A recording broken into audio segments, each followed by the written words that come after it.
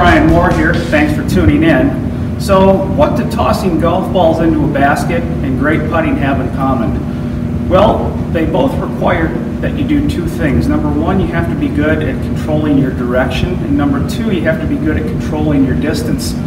And if you've ever stopped to watch somebody who's really good at playing that game where you take the bean bags and you try to throw it in the hole that's cut out in a piece of board in a backyard party or something like that, you'll notice that there's a couple things they all seem to do. Number one, they've developed a technique, a throwing or tossing technique that removes most of the unnecessary movement variables so that it's a lot easier to coordinate the overall motion. And number two, they have developed a rhythm or a timing to their toss that's very consistent. Well, if you look at great putters, they've done pretty much the same thing. They have developed a putting method or technique that removes most of the unnecessary variable movement, which makes it easier to coordinate the overall motion. And they also have a very consistent timing and rhythm to their stroke. So if we talk about the three elements of putting, we've already talked a little bit about green reading in some of my previous videos. We're going to talk in this video about how to control the timing of your stroke, how to develop better touch. So there's a couple really simple things that you can do that will help you work on your touch. Because after all, if you can't roll it the correct distance, well, the line really doesn't make a whole lot of difference. So let's get to it. Okay, so the distance that you roll the ball on the green is determined primarily by two different things. Number one is the length of your stroke, and number two is the timing of your stroke. So we could say that the timing involves the backswing time, the forward swing time, the total time, but there's also the ratio of time. And basically what that means is, what is the ratio of time between your backstroke and your forward stroke? So for instance, if your total stroke took 1 second to complete, ideally you would want about 2/3 of a second going back and then 1/3 of a second back to the ball. Most good putters range somewhere between 3/4 of a second and 9/10 of a second. Sort of anywhere in that range is usually pretty good.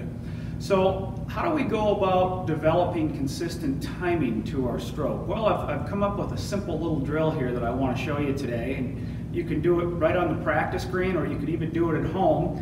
And I'm going to take 3 golf balls here. On the putting green, I usually use coins or tees, but I'm going to put one ball right here, and then I'm going to take about a grip length, and I'm going to measure off this way. And I'm going to put a ball right there, and then I'm going to measure about 1 grip length forward, and I'm going to put a ball right there. So these balls are all pretty much right in a straight line. And then I'm going to take another ball, a 4th ball, and I'm going to put it directly beside the ball in the center. Now the idea here is that we're going to make some strokes where the putter travels back and through from about this ball to about that ball.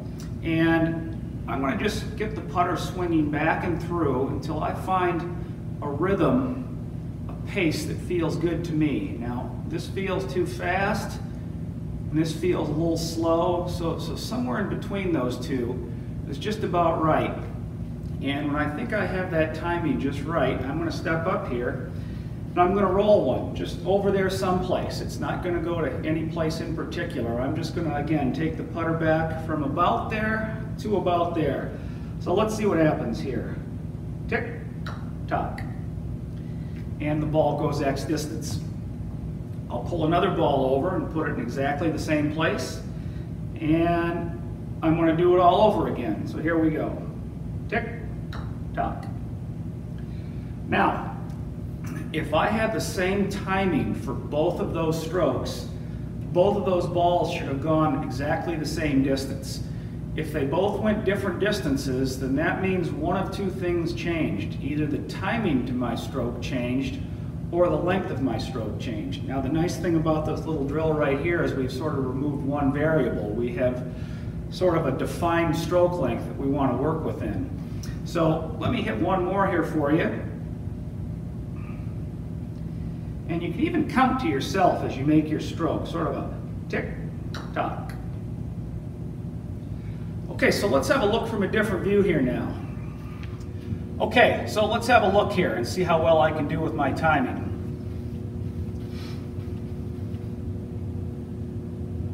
Tick-tock. Ball goes however far. Drag another one over. Tick-tock. And a third one.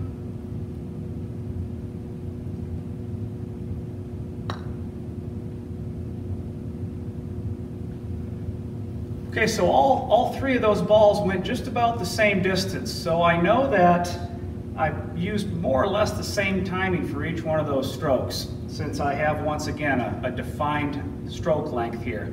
Now, the nice thing is that once you get this timing sort of hardwired into your head, once it becomes habit, you won't really have to think about how far back to take the putter. Let's go back again to tossing golf balls. When you go to toss something, you don't really think about how far back your arm goes.